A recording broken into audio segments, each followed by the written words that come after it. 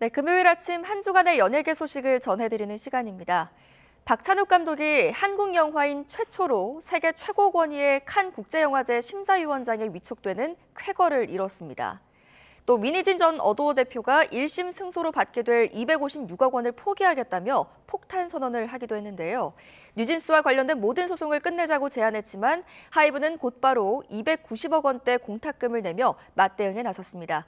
YTN 스타 김성현 기자와 함께 이 내용들 살펴보겠습니다. 어서 오십시오.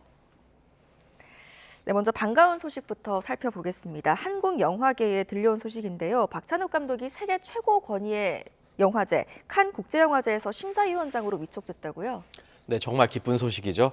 한국 영화사의 또 하나의 기념비적인 기록이 쓰였습니다. 어제 칸영화제 조직위원회는 오는 5월 개막하는 제79회 칸영화제 심사위원장으로 박찬욱 감독을 선정했다고 공식 발표했습니다. 과거 이창동 감독이나 배우 전도연, 송강호 씨 등이 칸의 심사위원으로 참여한 적은 있지만 전체 심사위원단을 이끄는 위원장 자리에 한국 영화인이 오르는 건 사상 처음입니다. 조직위 측은 박 감독의 독창성과 영상미는 현대 영화에 잊을 수 없는 순간을 선사했다며 시대의 질문에 깊이 천착하는 한국 영화의 위상을 함께 조명하게 돼 뜻깊다고 극찬을 아끼지 않았습니다. 박찬욱 감독은 칸 영화제와 인연이 아주 깊은데요. 2004년 영화 올드보이로 심사위원 대상을 받은 데 이어 박지로 심사위원상, 그리고 2022년 헤어질 결심으로 감독상까지 거머쥔 바 있습니다. 이번 심사위원장 위촉은 세계 무대에서 확고해진 박 감독과 한국 영화의 높은 위상을 다시 한번 증명하는 쾌거라 할 수 있습니다. 네, 한국 영화의 위상이 다시 한번 확인되는 순간인 것 같습니다. 반면 가요계에서는 또 갈등의 불씨가 계속해서 이어지고 있는데 민희진 전 대표와 하이브 관련 내용 좀 살펴보겠습니다. 민 전 대표가 200억 원이 넘는 거액을 포기하면서까지 소송을 끝내자고 한 배경이 뭡니까? 네, 민 전 대표가 그제 긴급 기자회견을 열고 하이브의 휴전을 제안했습니다. 자신의 풋옵션 소송 1심 승소로 받게 될 256억 원을 포기할 테니 자신과 뉴진스 멤버 등을 향한 모든 민형사상, 고소고발을 전면 취하하라는 겁니다. 가장 큰 이유는 역시 뉴진스 멤버들이었습니다. 민 전 대표는 누군가는 무대에, 누군가는 법정에 서야 하는 현실이 괴롭다고 호소했는데요.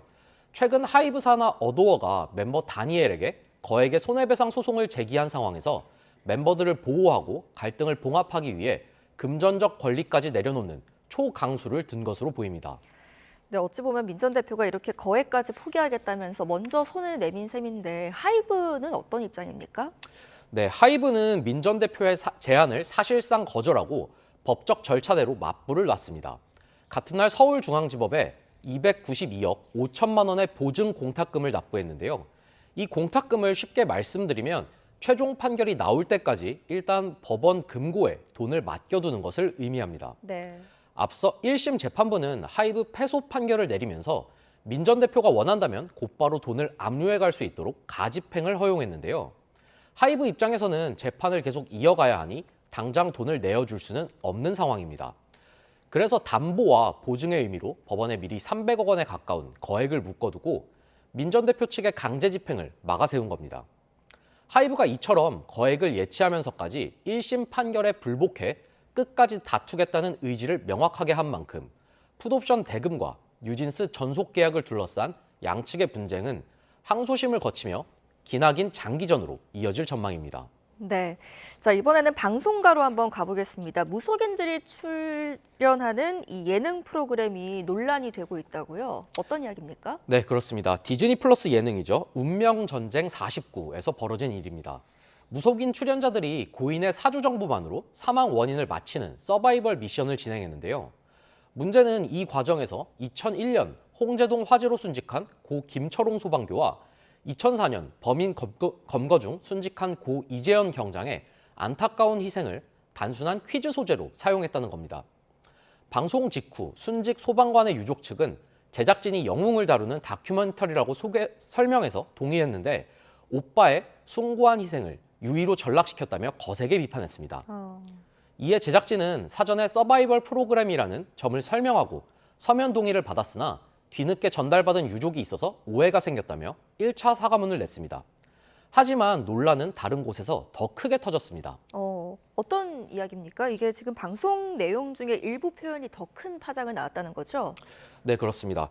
순직 경찰관의 사인을 추리하는 과정에서 한 무속인이 흉기에 찔린 상처를 두고 칼빵이라는 저속한 은어를 사용한 겁니다. 아, 진행을 맡은 전현무 씨가 제복을 입었고 칼빵이다라며 저속한 단어를 썼고 다른 출연자인 신동 씨도 이에 동조하는 모습이 여과 없이 방송됐습니다. 네. 이에 전국 경찰 직장 협의회는 참담함과 분노를 표출했습니다. 이들은 제복 입은 영웅의 희생을 저질스럽게 희화화하고 명예를 난도질했다며 강력히 규탄했는데요. 특히 대중의 사랑을 받는 공인들이 부적절한 발언에 동조하며 즐거워한 것은 자격 미달이라고 강도 높게 비판했습니다. 이처럼 파문이 걷잡을 수 없이 커지자 전현무 씨 소속사 측은 발언을 정리하는 과정에서 표현의 적절성을 충분히 살피지 못했다며 사과했습니다. 제작진 역시 사전에 마음을 헤아리지 못했고 부적절한 묘사가 등장한 것에 대해 사죄드린다며 재발 방지를 약속하는 2차 사과문을 발표했습니다. 네, 연예인들의 말과 행동이 논란으로 번지는 사례가 계속되고 있는데 이번에는 BTS 정국 씨 이야기로 좀 넘어가 보겠습니다. 정국 씨가 심야에 음주 라이브 방송을 진행하면서 여러 가지 말들을 했다고 하더라고요. 어떤 내용이 있었습니까? 그렇습니다. 정국 씨가 어제 새벽 1시간 반가량 지인들과 술을 마시며 라이브 방송을 진행했는데요. 이 과정에서 흡연 사실을 언급하며 이거 이야기하는 순간 회사에서 난리 날 것 같지만 답답해서 이야기한다며 소속사에 대한 노골적인 불만을 드러냈습니다. 또한 방송 중 지인에게 손가락 욕설과 비속어를 사용하고 이를 우려해 방송 종료를 권하는 팬들에게는 이래라 저래라 하지 말라며 약간은 거친 모습을 보였는데요. 네. 다음 달 20일 정규 5집 아리랑 발매와 광화문 컴백 라이브를 코앞에 둔 시점이라 파장이 커졌습니다. 팬들 사이에서는 아티스트의 압박감이 이해된다는 의견도 있지만 공인으로서 조금은 경솔했다는 우려의 목소리도 높은 상황입니다.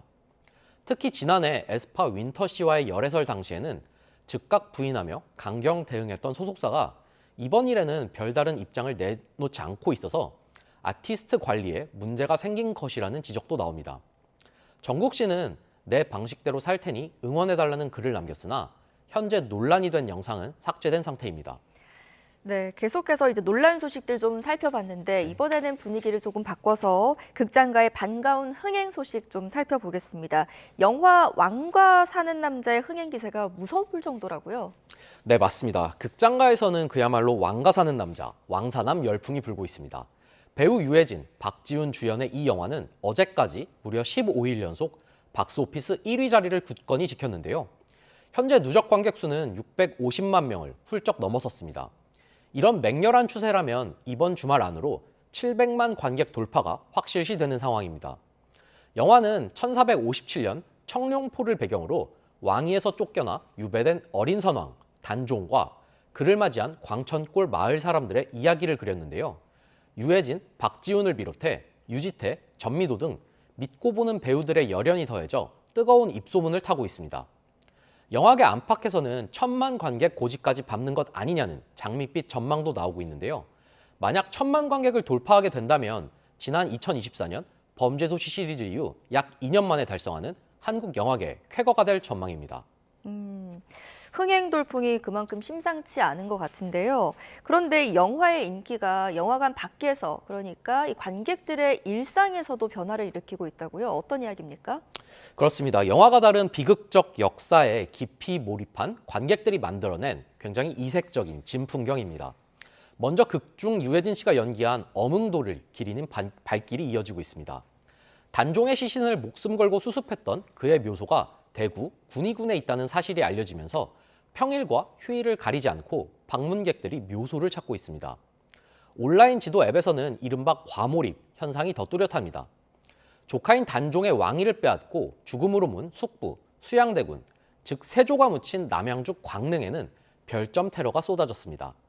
반면 비운의 왕 단종이 잠든 영월 장릉에는 응원과 위로의 댓글이 줄을 잇고 있습니다. 네, 알겠습니다. 오늘 여기까지 듣겠습니다. 지금까지 YTN스타 김성현 기자와 함께했습니다. 잘 들었습니다.